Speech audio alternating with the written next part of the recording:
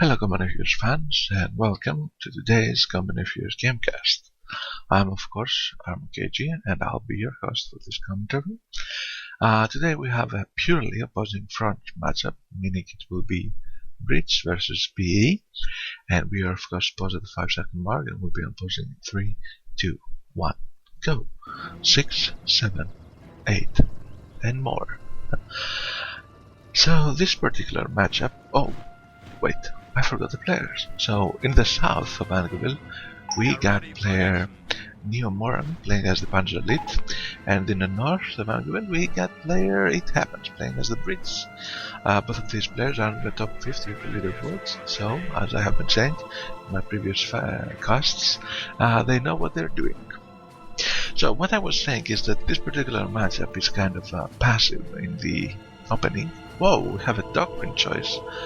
Or should I say tactics choice by the PE player, and that is Luftwaffe, because the Kettengrad has now the ability to camouflage. That's a pretty early tactic choice by the PE player, but we'll have to see if it pays off for him. The Kettengrad is really aggressive, capping the strategic point to the northwest, right outside of the Brit base. However, the Brit player is nowhere to be found. He has capped a low fuel point to the northeast, and he's moving his HQ truck there at the moment, so he's probably going to set up right there, unless the Kettengrad that is now stealth is gonna dig up that point. Let's see. It's getting really close, and the HQ truck needs to set up. No, the HQ truck is not gonna set up, and that's gonna put the Brit player behind quite a bit. Let's see, however, how this unfolds. Now, the infantry section has managed to make their way to the high fuel point to the northeast of the map, as they say, more to the east of the map, and are now capping it. However, the HQ truck, being unable to set up on that low fuel point, has taken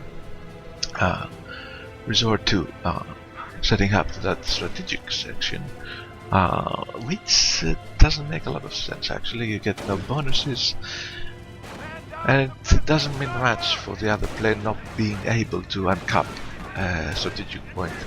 However, now the infantry section is taking heavy losses, and the high fuel point that they just capped is going back into the hands of the PE players. Since the Kettengrad is nearby, it's going to be fine against the fire of the infantry section, and they do have to retreat and may even go down to those Panzer Elite grenadiers, but they're going to be fine. The lieutenant, or should I say lieutenant, is going back as well. Second infantry section out, taking on those Panzer Elite grenadiers at medium range, making their Kar 98 upgrade kind of ineffective, but still they do take a lot of health damage, and there are 2 squad members down, so they do have to retreat as well. A really good opening by the Panzer Elite player. That Kettengrad scouting / harassment seem to have paid off really well for him, and he has taken that opportunity to take up in his base. He has his first building up, which is a Kampfgruppe company. Most probably, I don't see anything coming out of that building. Probably is going to use it in order to take up even more. Let's see what his choice is gonna be. In the meantime, the Brit player is taking by that low fuel point and the medium ammunition point by his HQ truck, and now he has 3 infantry sections on the field, and he is moving onwards. He seems to be going for that high fuel point, and he soon is gonna have it in his hands, should I say, because those Panzer Grenadiers are not gonna stop 3 infantry sections. The lieutenant is decapping the strategic point to the north. I'm not sure why he would go for a strategic point and he wouldn't stay by his infantry sections. Well, unless he wants to cap the rest of that section of the map, the west, but the Kettengrad is nearby, and I'm not so sure. Actually, 2 Kettengrads out now by the Panzer Elite. They're kind of weird, I would say.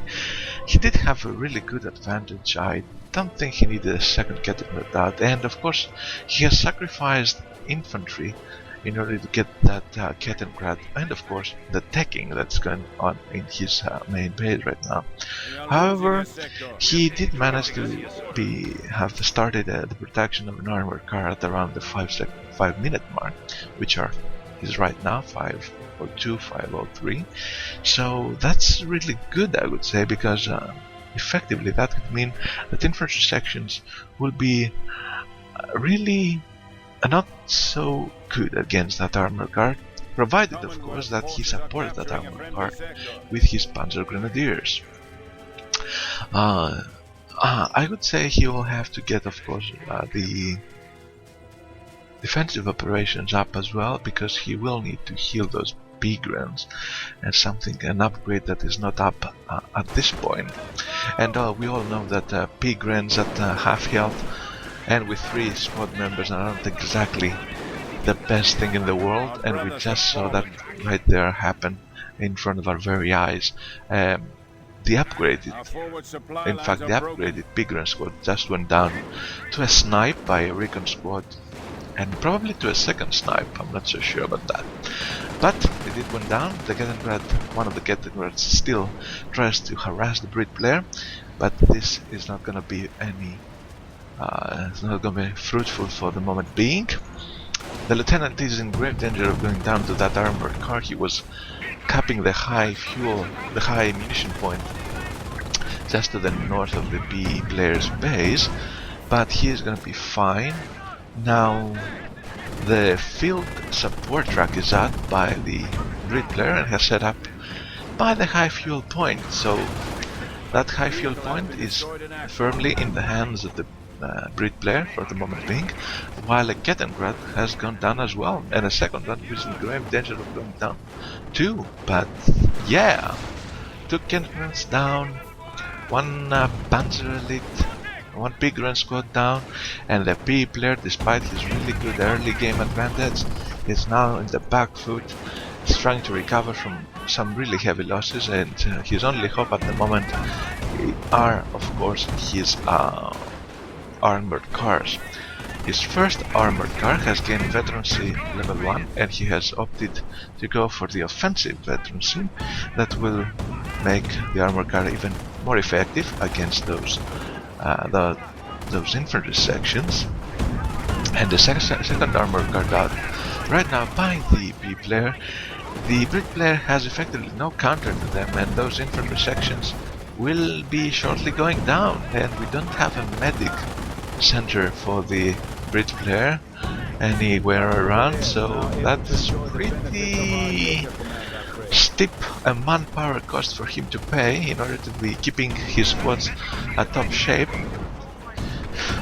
Lieutenant still around, Captain still around, but those numbers of the infantry sections really low. The armored cars are in pretty good shape. So, however, something is being built by the field support truck, and if I were to guess, I would say it would be a Stuart tank, because that's exactly what he needs right now. Sappers will not be exactly helpful, and I think it does have the fuel for the Stuart tank, since he doesn't seem to have invested it in anything else apart from his cap, of course. So let's see whether this is gonna be in time in order to fight off that armor car. Armor cars that are really playing with fire right there, being brought down to quite a low health. One nearly dead, and the second one at around 15% or something. And the Stuart light tank is out. It's gonna make quick work of those aces should it venture towards the B player's base. However, it doesn't seem to be doing so. Well, I would say that his main problem is the flak field links, because they are quite effective against Stuart's light tank, and I think he wouldn't want to risk it. And of course, there is a Martyr 3 out by the B player, something that the Brit player wouldn't have known at the time, so I guess his choice to play it safe was really sound. Map control wise, of course, the Brit player has recovered really good from his early disadvantage. However, the B player had the west portion of the map in his hands for quite a while, so he does have the resources to build another Marder tank out. So two Marder tanks are really the perfect and the most safe counter to that Stuart tank. It's if you keep them at the correct positioning, the correct distance, the Stuart is not able to circle straight them, so they're gonna go down. The Stuart is gonna go down, while now there's a significant loss, I would say, for the Brit player. His lieutenant went down by the westmost high ammunition point, and that armor car has gained veterancy level 2, and the B player still seems to be quite happy with giving his veterancy to offense, meaning he's gonna be those armor cars will be a real killing machines in the end if they even get veterancy level 3. Now a second Stuart tank out by the Brit player. I'm not sure about that, to be honest. I would expect some sappers to be on the field in order to be able to, to repair or lay some mines at an all-important choke point, while the slip of micro by the Brit player results in his infantry section going down by the south strategic point, while at the same time the second Stuart by the Brit player managed to take out the veterans level 2 armored car. However, second infantry section going down to Panzer Grenadiers equipped with MP44s, and the turn of events really does not favor the Brit player at all. The canister round that was fired by the Stuart light tank did manage to cause some significant losses on the P player. However, no full squad went down. The first full squad to go down was by that west victory point and was killed by the Stuart. Now second Stuart is going down, as well as the Marder. There was an exchange of tanks right there, while the Luftwaffe squad has made their way to the field. They have quickly repaired that second Marder, and now the second Stuart is in great danger of going down as well. It has a damaged engine, now a destroyed engine. Thank you 5% bag, but now is eventually out of control. And of course, the Marder is still alive, has gained veterancy, and the B player opts for defensive veterancy on his Marder 3s and offensive veterancy on his ACs. So there you go, this is his mindset. While of course all this was happening, the single infantry section that was remaining has managed to cut off the B player from the west portion of the map, but the Pickering squads are back and they'll be capping it right now. I would say all these engagements in the west of the few minutes have turned in favor of the B player for the most part. We are now at the 13 minute and 17, 18, 19 second mark, and the Brit player, is once again in the back foot, and he's trying to build his defenses back at his base, which effectively is the east portion of the map, and has put up a Bofors. A Bofors is going to be effective against the AC harassment, but it's going to go down pretty fast to the Marders. And the positioning of the Bofors is really kind of sloppy, because the B player can put just one Ketograd or effectively any unit just behind the hedges right there and have sight on the Bofors, and a Marder can, as it is now, fire at it from the safety of the road, and is gonna take no damage at all, something that we see right now. That infantry section is no match for that veterans level 2 armored car. A captain is in the building for no reason whatsoever, and the Bofors, while getting repaired, is not gonna be as